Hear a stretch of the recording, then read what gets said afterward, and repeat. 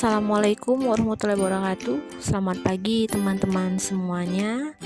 Kali ini saya akan mencoba membandingkan sistem pendidikan dari 4 negara: Indonesia, Malaysia, Singapura, dan Finlandia.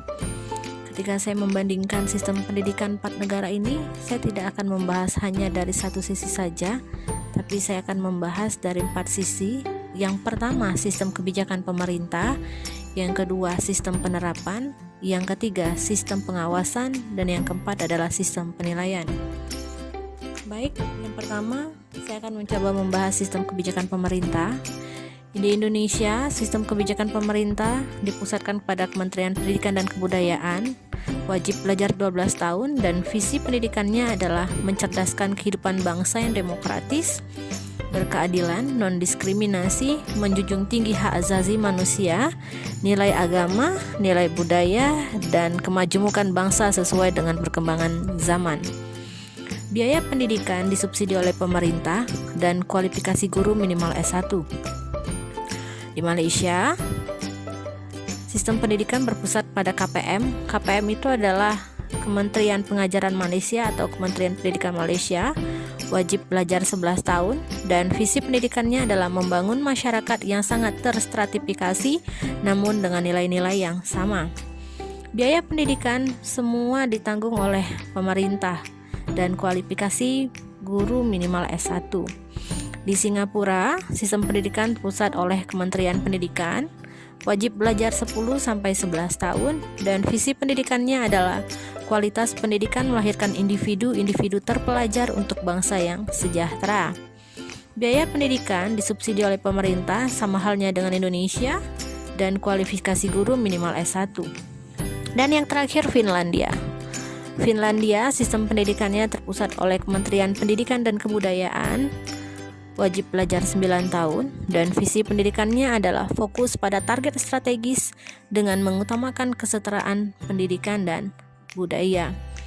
Di Finlandia ini sistem biaya pendidikannya adalah fully free.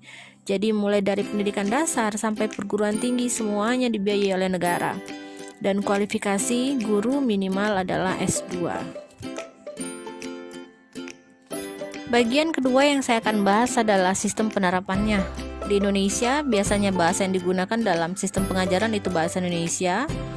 Dan dari wajib belajar yang sudah dijelaskan sebelumnya, bahwasanya peserta didik itu 6 tahun di tingkat dasar, 3 tahun di tingkat menengah pertama, dan 3 tahun di tingkat menengah atas. Dan biasanya peserta didik itu memulai sekolahnya di usia 6 tahun. Sedangkan di Malaysia, pada pengajaran biasanya menggunakan bahasa Melayu dan bahasa Inggris. Dan schooling sistemnya, sistem sekolahnya itu 6 tahun tingkat dasar dan 5 tahun di tingkat menengah.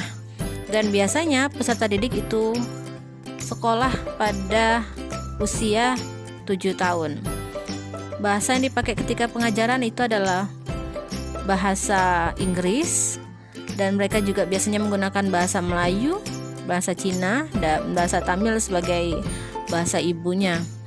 Dan di Singapura ini, di tingkat dasar peserta didik melaksanakan 6 tahun, dan di tingkat menengah peserta didik biasanya melaksanakan kegiatan itu 5-4 tahun karena dia punya ada namanya express course.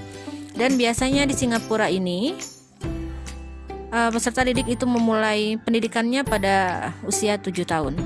Sedangkan di Finlandia, bahasa yang dipakai ketika pengajaran itu adalah bahasa Finnish dan Swedish. Dan pendidikan dasarnya itu 9 tahun untuk primary dan secondary. Dan sedangkan di atas tingkat menengah pertama itu 3 tahun. Dan biasanya peserta didik itu memulai pendidikannya pada usia 7 tahun. Adapun sedikit tambahan, di Malaysia, pemerintah Malaysia itu menggunakan 15% dari total anggaran belanja pemerintahnya itu untuk pendidikan. Sejak kemerdekaan Malaysia, perkembangan pendidikan di Malaysia memiliki karakteristik tersendiri, yaitu pemerintah berusaha mengadopsi pendidikan nasional ekonomi dan mengembangkan sumber daya manusia sesuai dengan kebutuhan pemerintah. Investasi pada pendidikan cukup tinggi berpijak pada keyakinan bahwa kualitas pendidikan akan membawa perbedaan prestasi dan karir bagi warga negaranya. Pemerintah Malaysia menganggarkan bahwa pendidikan merupakan tanggung jawab pemerintah pusat. Kualitas pendidikan yang dijalankan pemerintahan Malaysia cukup bagus. Kondisi tersebut ditunjang dengan sumber daya pendidiknya sesuai dengan kompetensi dan dapat mengaplikasikan fasilitas teknologi dan multimedia serta penerapan kurikulum sesuai dengan kebutuhannya. Tidak kalah dengan Singapura, walaupun Singapura ini adalah negara kecil, tapi Singapura mampu bersaing dalam percaturan global. Seperti contoh, kurikulum di Singapura juga sangat fokus pada pemecahan masalah dan keahlian-keahlian khusus yang tidak diajarkan di universitas negara lain. Sehingga para peserta didik yang telah lulus di pendidikannya mereka akan mempunyai banyak skill.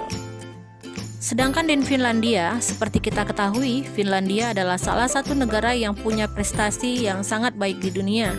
Meskipun beberapa universitas di Finlandia masih kalah tenar dengan universitas di negara lainnya, namun secara keseluruhan sistem pendidikan di negara berpenduduk 6 juta jiwa ini masih dianggap terbaik. Dan tidak lupa juga, di Finlandia ini waktu dan jam sekolah itu tidak banyak. Bahkan proses belajar mengajarnya pun juga relatif santai dan tanpa tekanan. Para pelajar di sekolah-sekolah Finlandia dibuat nyaman dan betah dengan sistem pengajaran yang ada. Bukan itu saja, para pengajar di sana juga sangat fokus dan menguasai bidangnya masing-masing. Menurut Science Smithsonian Magazine, Finlandia juga menjadi negara dengan tingkat literasi, pemahaman, dan kelulusan yang tinggi terutama di bidang sains dan matematika. Negara kecil ini pun telah menjadi salah satu negara Eropa yang menelurkan banyak ahli dan kaum terpelajar untuk membagikan ilmu dan keahliannya di banyak negara. Di sisi ketiga, sistem pengawasan Indonesia, pengawasan itu dibawahi Kementerian Pendidikan dan Kebudayaan yang mengamanatkan BNSP atau Badan Standarisasi Nasional Pendidikan, kemudian meluncurkan SNP, Standar Nasional Pendidikan, sebagai badan standar untuk menjamin kualitas pendidikan Indonesia. Dan biasanya pengawasan sekolah di Indonesia ini dilaksanakan secara reguler. Sedangkan di Malaysia, sistem pengawasan dikelola dan dikeluarkan oleh Kementerian Pendidikan atau Kementerian Pengajaran Malaysia atau yang biasa disebut dengan KPM. Dan biasanya pengawasan di Malaysia ini dilakukan secara teratur di sekolah oleh petugas pendidikan setempat di bawah perintah KPM. Dan di Singapura, sistem pengawasan dikendalikan dan dipantau oleh MOE atau Kementerian Pendidikan.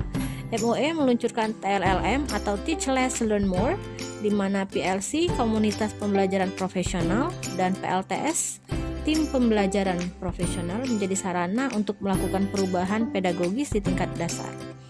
Sedangkan terakhir di Finlandia, sistem pengawasan di Finlandia, pemantauan pendidikan diperiksa oleh pemerintah kota atau pemerintah daerah, sekolah, dan guru. Dan sisi terakhir adalah sistem penilaian.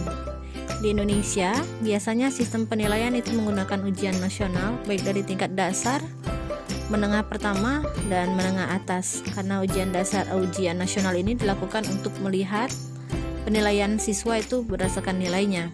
Di Malaysia, sistem penilaiannya itu menggunakan UPSR, ujian pelajaran sekolah rendah, PMR penilaian menengah rendah, SPM sijil pelajaran Malaysia. Sijil pelajaran Malaysia ini biasanya siswa itu mendapatkan ijazah. Sedangkan di Singapura, sistem penilaiannya itu menggunakan PSLE atau Primary School Leaving Examination, dan biasanya PSLE ini dilakukan untuk melihat kira-kira tingkat level studi yang mana yang peserta didik sesuai. Sedangkan di Finlandia tidak ada standarisasi penilaian karena di Finlandia ini mereka menggunakan simbol No Child Left Behind. Jadi tidak boleh ada anak tertinggal perkembangannya dalam hal pelayanan pendidikan dan pelayanan sosial warganya. Karena ini tercantum pada visi Kementerian Pendidikan Finlandia tahun 2015 bahwasanya kesetaraan pendidikan dan budaya merupakan target strategis yang sangat penting yang ingin diraih oleh pemerintahan Finlandia. Hal ini tertuang dalam strategi Kementerian Pendidikan. Pemerintah Finlandia menjamin kesejahteraan intelektual, fisik, dan ekonomi melalui akses pendidikan seluas-luasnya bagi warga negaranya. Baik teman-teman, hanya ini yang bisa saya sampaikan mengenai perbandingan sistem pendidikan dari 4 negara, Indonesia, Malaysia, Singapura, dan Finlandia. Semoga bermanfaat. Wassalamualaikum warahmatullahi wabarakatuh.